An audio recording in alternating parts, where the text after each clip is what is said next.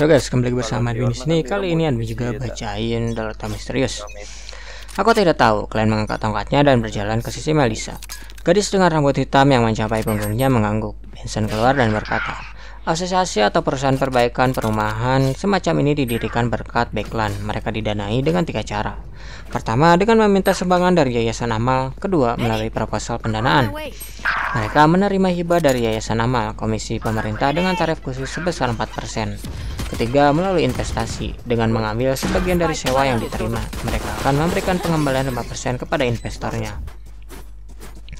Kakak beradik itu menuruni tangga dan perlahan berjalan menuju jalan Daffodil. Mereka memutuskan untuk memastikan suatu tempat sebelum berbicara dengan tuan tanah mereka saat ini, Tuan Frankie. Mereka tidak ingin berada dalam situasi terpaksa pindah karena tidak punya tempat tinggal.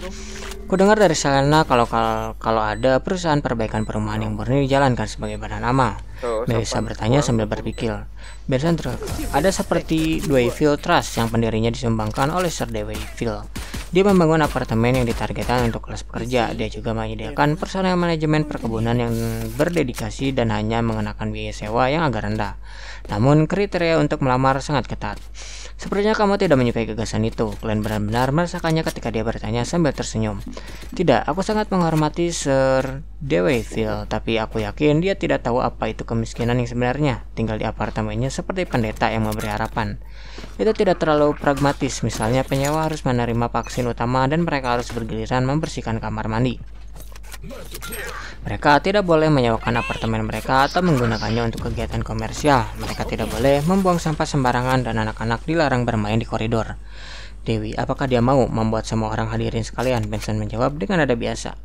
Kalian mengerutkan alisnya dengan ragu. Kedengarannya tidak bermasalah. Itu semua adalah kriteria yang sangat masuk akal. Ya, Melissa mengangguk setuju. Benson memiringkan kepalanya dan memandang mereka sebelum tertawa. Mungkin aku telah melindungi kalian berdua dengan sangat baik sehingga kalian belum melihat kemiskinan yang sebenarnya. Apakah menurutmu mereka punya uang untuk membeli vaksin utama? Batasan untuk organisasi amal gratis membuat mereka mundur 3 bulan. Apa menurutmu pekerjaan mereka stabil dan tidak bersifat sementara?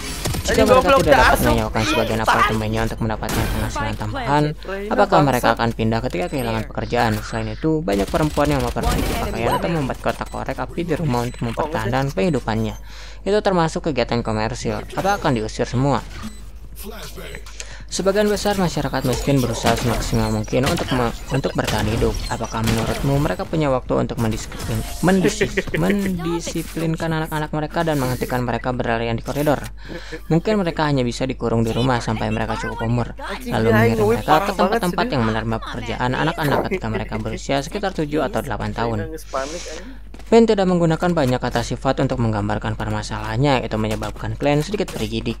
Beginilah cara hidup orang-orang dari kelas sosial ekonomi rendah. Di sampingnya, Melissa terdiam. Butuh waktu lama sebelum dia berkata dengan nada halus. Jenny tidak lagi ingin aku mengunjunginya setelah dia pindah ke Lower Street. Mari kita berharap ayahnya kembali bangkit setelah cedera itu dan mendapatkan pekerjaan tetap. Namun aku telah melihat terlalu banyak pecandu alkohol yang menggunakan alkohol untuk membuat diri mereka mati rasa. Benson tertawa dengan nada muram.